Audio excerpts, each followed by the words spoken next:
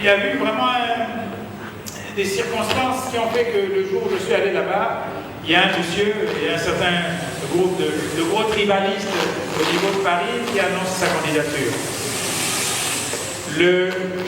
Je ne pense pas qu'il m'ait menti. Bon, il n'a pas de raison de me mentir, comme il n'a pas de raison aussi peut-être de me dire la vérité, mais il ne connaît pas ces gars-là. Il n'a pas de contact avec eux. Maintenant, lui aussi, il joue la politique. Si le fait qu'on annonce sa candidature, ça fait bouger les lignes, ça fait... écoutez, c'est un homme politique, hein, chacun ses moyens. Mais comme je vous ai dit, c'est quelqu'un que j'ai trouvé de rationnel et qui sait ce qu'il fait. Bon, vous pensez que quelqu'un qui va sortir d'où il est sorti pour aller vers les populations de toute la nation, sans avoir pris contact, sans avoir installé son parti, peut gagner les élections? Il est tout à fait conscient de ce qu'il représente. Il est tout à fait conscient des rapports de force. Donc tous ceux qui parlent de sa candidature, qui sont en France, qui sont des gros tribalistes, qui sont totalement instrumentalisés par le pouvoir, veulent mettre Ntoumi en difficulté. Mais ça, vous êtes journaliste, vous avez qu'à faire vos investigations. Je vous laisse. Mais à moi, il m'a clairement dit que le jour où il se présentera, il le dira lui-même. Donc, et pour l'instant, je n'ai pas entendu M. Ntoumi, Monsieur le Président du CNR, dire qu'il était candidat. Ceux qui le font là-bas, ce sont des gros agitateurs, qui sont de gros tribalistes, qui pensent que le Congo doit revenir aux poules. Ce ne sont pas des nationalistes du tout, et ce sont des gens qui, je pense, vont créer des problèmes bêtement du côté du CNR. Ce qui est important quand vous parlez du CNR, c'est de faire en sorte que la route Kinkala-Mindouli soit faite, qu'on ne donne pas le prétexte que c'est parce qu'il y a des ninjas là-bas, on ne peut pas faire la route. 70 km. Pendant les campagnes, nous avons mis 4 heures avec le président Guy Brice Parfait pour les faire Kinkala-Mindouli. À l'époque, moi, mon tour, je mettais 35 minutes. C'est ça qui est important. Ce qui est important, c'est que les enfants là-bas aillent à l'école. Alors, quand il y a un conseiller du président qui dit que s'il blague, nous allons agir, ça veut dire qu'ils savent ce qui se passe là-bas. Et ça veut dire aussi qu'ils cautionnent. Et c'est ça que je dis qui est grave. Séance tenante, à l'ouverture et même à la clôture, j'ai, moi, dit aux représentants du président du CNR que ça ne me gênerait pas de le rencontrer et que j'étais disposé à aller le voir là-bas. 4 jours après, la réponse est arrivée. Monsieur le président du CNR a accepté de me rencontrer. Alors je n'allais pas dire je ne vais pas là-bas. Je l'ai rencontré, et je le répète encore, j'ai rencontré un être humain. Qui dit rencontrer un être humain, ça veut dire rencontrer une personne qui a des qualités et des défauts. Un monsieur qui m'a clairement fait savoir qu'il savait ce qu'il faisait. Et j'ai rencontré quelqu'un qui avait une manière de parler assez structurée. Parce qu'à moi, on m'a dit que tu vas avoir en face de toi un fou, un taré, etc., etc. Ce qui, pour revenir au deuxième élément que vous dites, parce qu'effectivement il y a eu des morts, il y a eu des choses graves qui se sont passées là-bas, et dans mon entourage personnel, j'ai eu des gens qui ont été victimes de cette guerre. Mais je serais tenté de vous répondre en vous demandant, je suppose que vous êtes des médias, vous avez dû voir passer sur les réseaux le rapport que le secrétaire général adjoint du CNR a fait sur une conversation qu'il a eue avec un conseiller du président de la République, un certain Malanda, je ne sais pas comment il s'appelle. Je crois que lisez ce qu'il a écrit, et ça, par contre, c'est quelque chose de très grave. Parce qu'un conseiller du président qui se permet de dire que nous avons des drones, que nous allons les poursuivre, qui dit que nous on n'accepte pas que le pasteur Ntoumi ait reçu Jean-Jacques Yomio Pango, président du RDD, qui dit que le président Ntoumi reçoit un traitement, etc., etc. C'est le conseiller politique du président de la République qui le dit.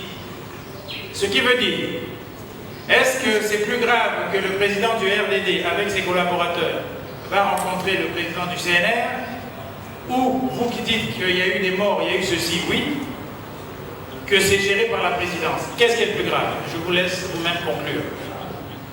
Donc, à un moment donné, il ne faut pas tromper les autres aussi. J'ai rencontré le président d'un parti de l'opposition. Maintenant, si il y a des gestions extra-politiques, ça ne me regarde pas. Maintenant, le contenu de ce que nous avons dit, évidemment, vous comprenez bien que je ne vais pas vous le dire, mais je peux vous garantir une chose, nous n'avons pas parlé guerre, nous n'avons pas parlé coup d'État, nous avons parlé, moi je ne le connaissais ni d'Adam ni d'Ève, et bien j'ai fait la connaissance de quelqu'un qui a un parti et qui joue des rôles, qu'on le veuille ou pas, qu'on l'aime ou pas, gérés par les hautes sphères de l'État. Donc je ne pense pas que le plus grave, ce soit que le président du RDD ait rencontré tout. Je sais très bien que dans certaines sphères, vu que hier j'étais avec feu mon frère, le président Ivris Parsec-Kolela, et que dans certains milieux, on se dit, bon, ben, s'il a osé aller avec Kolela, s'il va maintenant faire une alliance avec Toumi, c'est qu'il veut la guerre. Bon, je pense que moi, je ne suis pas venu au pays pour gérer ce genre d'état d'esprit. Voilà. Donc, il est aussi important de dire qu'il faut analyser, moi je vous dis qu'il faut analyser de manière sérieuse, si vous n'avez pas demandé dans les réseaux, cet échange que le secrétaire général du CNR a eu avec le conseiller politique du président. Voilà, analysez cela et ne cherchez pas midi à 14h. Ce que j'ai dit, et je pense avoir parlé en français facile, sur les réseaux, j'ai rencontré un être humain. Oui, mais vous savez, hein, tôt ou tard, il faut bien que certaines choses s'arrêtent, mais on ne peut pas arrêter ce qui se passe dans le pool si il n'y a pas de dialogue, s'il n'y a pas de contact. Les Allemands et les Français ont bien fait la guerre, il y a eu des millions et des millions de morts. Aujourd'hui, c'est eux les leaders de l'Europe. Mais je ne vous cache pas que ça m'a fait plaisir de savoir qu'il y avait certaines personnes dans un certain parti qui n'ont pas dormi. Oui, et alors, c'est de bonne guerre. Ils ont imaginé plein de choses, c'est tant pis pour eux. Moi, je pense au Congo, je pense à la nation, et je peux vous dire que vous savez que j'ai beaucoup de relations au sein du pouvoir. Je n'ai jamais parlé Congo, jamais parlé nation avec tous mes frères qui sont soit au gouvernement, soit directeurs. Non, jamais. Vous venez d'être élu président du RDD. C'est un parti, c'est ce que vous dites, vous les politiques, est créé pour conquérir le pouvoir. On est à 18 mois, sinon moins, de la prochaine élection présidentielle. Le RDD va-t-il jouer les accompagnateurs des autres ou va-t-il positionner son candidat pour cette élection? C'est la première question. La deuxième, voilà.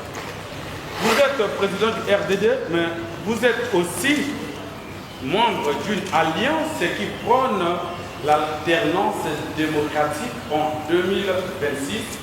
C'est 2 à 2,26. Il y a quelques jours, nous avons vu sur les réseaux sociaux une note qui informait du rejet du MR du DC Gabin de cette coalition. Alors, que se passe-t-il au sein de 2 à 2026? Donc, se précipiter pour aller se présenter aux élections présidentielles qui seront évidemment truquées d'avance, ce n'est pas intéressant. Mais le RDD compte, le président élu du RDD compte faire le tour du Congo pour avoir les désirata de la base pour peaufiner son projet de société qui est déjà pratiquement prêt. Et ensuite, nous verrons si nous pouvons continuer et pourquoi pas attaquer les échéances présidentielles. Il faut savoir une chose, il n'y a pas besoin de sortir de l'ENA pour diriger le pays. J'ai déjà dit, sous d'autres cieux, mettez n'importe qui à la tête de ce pays, il ne pourra que le relever, parce que le pays est déjà par terre. Donc celui qui arrive là, quel que soit celui qui est au pouvoir aujourd'hui, il sera obligé de le relever. Donc je pense que nous avons aussi les capacités mentales, physiques, pour diriger ce pays. Mais nous n'allons pas diriger ce pays pour diriger ce pays juste parce qu'il faut mettre dans son CV, comme vont le faire certains, comment dit cette phrase qu'on dit candidat malheureux à l'élection de 2026. Non. Donc si nous nous présentons, c'est que nous avons, le jour où vous entendrez que le RDD se présente, c'est que nous avons jaugé le pour et le contre et que nous avons des chances de gagner. Et je peux vous dire que c'est possible. Maintenant, au préalable, il faut que la gouvernance électorale soit faite de manière, je dirais, sincère. Ce qui est difficile pour le parti au pouvoir. Ceux-là sont arrivés par des armes et le plus facile serait de les virer par les armes, mais nous ne sommes pas des criminels. Nous ne sommes pas des criminels et nous n'avons pas envie d'avoir du sang de Congolais sur nos mains. Contrairement à eux, qui ne vivent que dans la menace. Il n'y a rien en face, il n'y a rien. Ils ont juste l'argent, ils ont les armes, et c'est ça qui fait que le peuple congolais n'a pas envie de repartir dans les travers d'hier. Mais s'il faut parler de démocratie, et si on règle le problème de ce que j'ai cité tantôt, le fichier électoral, que la biométrie soit, je vais dire, réelle dans tout le processus, mais que la biométrie soit réelle dans tout le processus avec une indépendance totale de la CNI, et que la CNI doit choisir les fabricants du logiciel qu'on veut mettre en place pour la biométrie. Parce que nous savons aussi comment ça se passe, on est un peu allé à l'école, on sait comment ça se passe avec l'informatique. Si nous ne savons pas quels sont ceux qui livrent ce logiciel, nous risquons d'être piégés, nous qui demandons la biométrie, où vous allez voir que quand on appuie sur l'électeur Dimi Ernest, on verra qu'il y a 3 personnes de l'autre côté qui ont voté alors qu'il a voté une seule fois. Nous savons aussi que ces choses-là existent. Et c'est pour ça que nous voulons que la CNI soit totalement indépendante et qu'elle gère le processus du début jusqu'à la proclamation des élections. On ne peut pas continuer à avoir le même président, comment il s'appelle, Monsieur Bouka, qui fait toujours la pluie et le beau temps. Donc allez, tous les 5 ans il sort là, bon ben voilà. Il est là pour les élections et pour la prestation de serment du président de la République. Voilà. Et c'est toujours le même. C'est toujours le même ministre de l'Intérieur qu'on a remis en scène, parce que lui au moins il est spécialiste de ce qu'il sait faire. Voilà. Et ça ne peut pas continuer. Donc, tant que certains critères n'ont pas été mis clairement sur la table, il est risqué de se présenter. Il est risqué de se présenter. Donc, à un moment donné, je serais tenté de dire, bon ben écoutez, si le PCT veut rester au pouvoir ad vitam aeternam, mais ils avaient qu'à voir avec... ils avaient qu'à voir à sortir un décret que nous repartons au mono, parce qu'il me semble que leur cerveau n'est pas encore sorti de l'état d'esprit du mono. Ils mettent les militaires dehors, la police, et le décret va passer, et on repart au mono, comme ça ils auront la légitimité légale ou la légalité légitime de faire tout le désordre qu'ils font dans ce pays. Tant qu'on n'a pas réglé le problème de la gouvernance électorale, tous ceux qui vont se présenter joueront le jeu du pouvoir. C'est notre point de vue.